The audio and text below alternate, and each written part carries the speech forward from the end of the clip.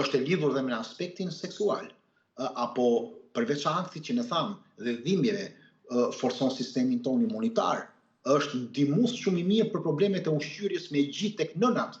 Është shumë e mirë në momentin, ose është shumë determinante në momentin kur nëna lind, në ndikimin e saj mitër për të lindur fëmijën, është shumë efektive në problemet e riprodhimit, apo dhe tek meshkujt në këtë rast, pra po flasim në këtë rast, pra për të lehtësuar kontraktimet e femrave gjatë lindjes.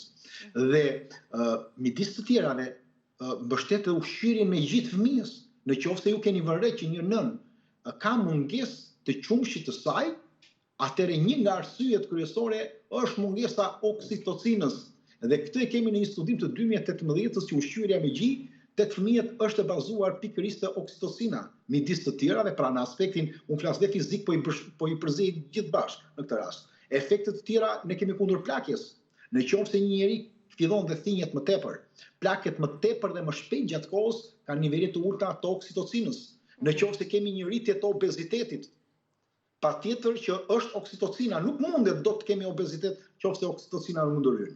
Pra nuk ekziston, po oksitocina prishet si prodhim patjetër, është edhe kundër disa problemave edhe të ndërtimit të muskujve, të mbilodhjes, problemeve të kockave, në qoftë se ne duhet ndalojmë disa nga problemet tona dhe të kockave, oksitocina është një hormon. Sot nuk flitet fare për të, se ti the flitet pak ose kemi dëgjuar pak, po për këto që unë po them nuk është folur fare. Madje njerëzit mund të duken në çuditshëm në këtë drejtim, por kjo është fakt.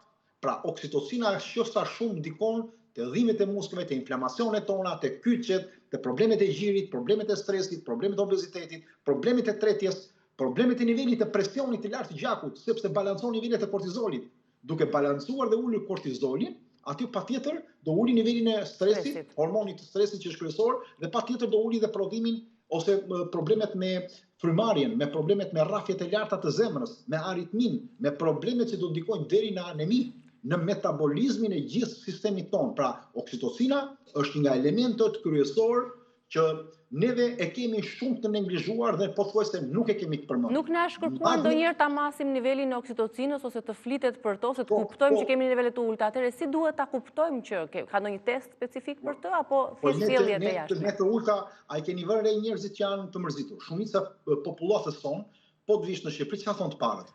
Thonë që janë shumë të mërzitur, rinë shumë të stresuar, rinë si të unë në televizor i shikoj njerëzit.